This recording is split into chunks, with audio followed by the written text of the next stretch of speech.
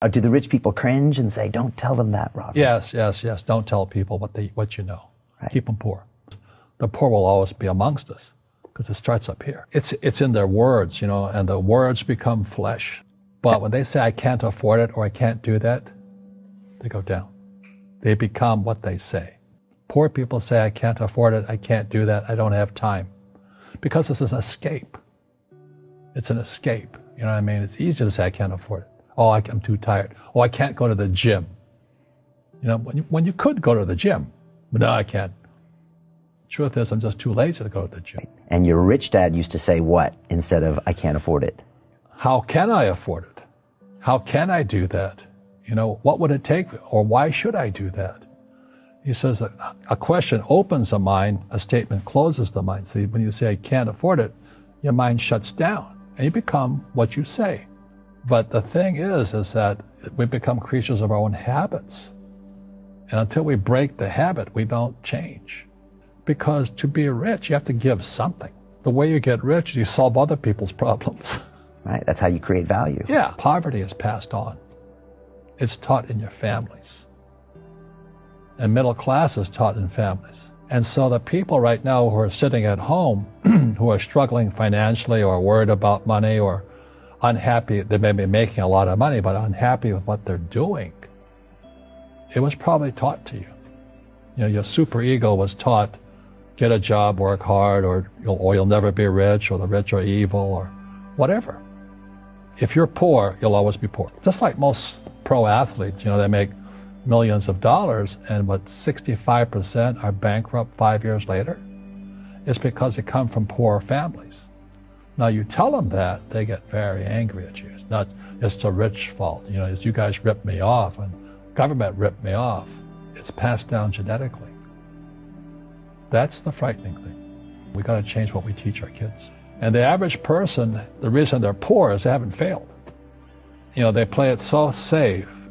They haven't made any mistakes like they're taught in school. That means they don't learn anything. That's why the school system's actually fundamentally corrupt. It's anti-education. The school system will never teach you about money. The school system was designed to teach you to be an employee, which is important, or a doctor or a lawyer, a specialist, but never about money. So I remember raising my hand when I was 9 years old, talking to my fourth grade teacher, and I said, when am I going to learn about money? She says, the love of money is the root of all evil. We don't teach money at school. I said, why not? And she couldn't answer me, and she got very flustered. She said, sit down, take your seat. And then I got curious. I said, why don't we learn about money? She says, go ask your father. He's my boss. My father was the head of education. PhD, all that stuff. I go home and ask him, said, why don't we learn about money in school? And he looked at me and says, because the government doesn't let us teach that subject. The government tells us what we can teach and what we can't teach. And I thought that was strange. And I said, but aren't we going to school to learn about money? He says, no, your job is to get a job. I said, but you get a job to earn money. He goes, no, you're supposed to just get a job. I went, no. Isn't the purpose of a job to earn money? He goes, you're correct. I said, so why don't I just learn about money? I can skip the job part, And he got flustered and he said, if you want to learn about money, why don't you ask your best friend's father about money? He says, because Mike's father is an entrepreneur.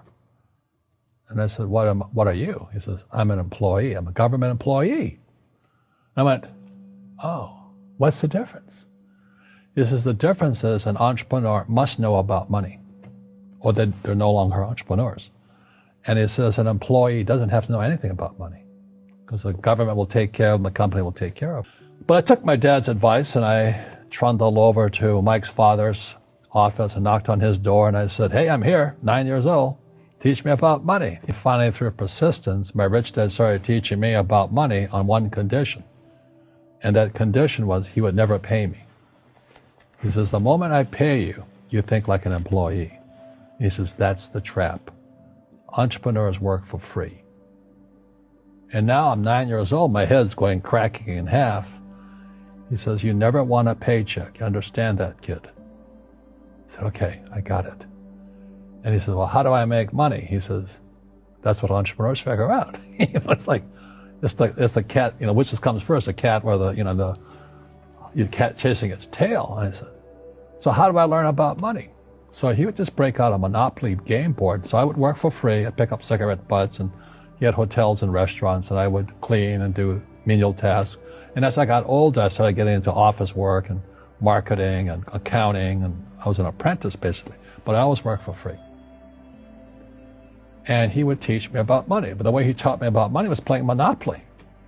And finally one day I got upset. I said, well, when are you going to teach me about money? He says, what do you think we're doing?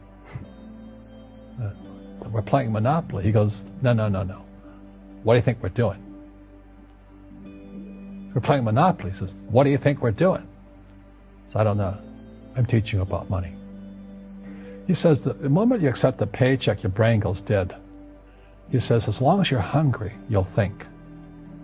And he was a great, great teacher. You see, most teachers in school, they're out of ethics. They teach subjects they themselves don't practice. A fake teacher is somebody who just wants a job and they'll teach anything. They teach how to shine shoes if you pay them more money.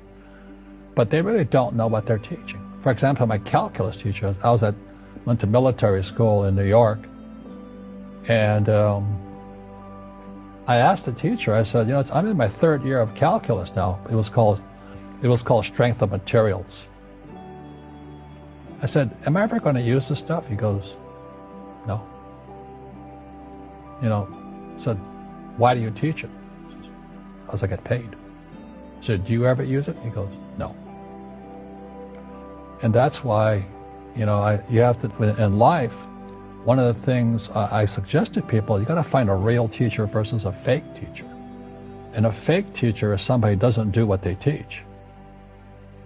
And a real teacher is doing what they teach every day. School systems are making our students weaker. So in school, they have these things called now trigger effects. So you can't, as a teacher, you can't say anything that might upset the student. They don't want anything that might jar their point of view. So if I went into school, I'd be thrown out because I threatened them. I would, and to me, isn't school about opening your eyes and minds to new ideas? But that's now out of the system. So everybody's got to be PC, politically correct now. And it's killing us. It's killing the brains of our kids. They're going backwards. But in their minds, they're more enlightened. They might be. But if I didn't have ideas that shook me, I wouldn't learn anything new. But now these trigger mechanisms are actually making our students weaker in school.